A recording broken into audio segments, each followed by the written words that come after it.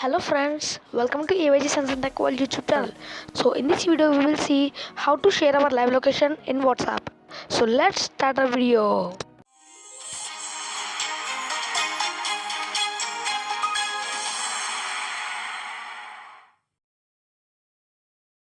Click on the attach icon.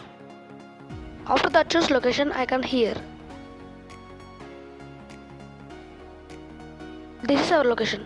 If you want to share your live location, click on share live location. Click on continue here.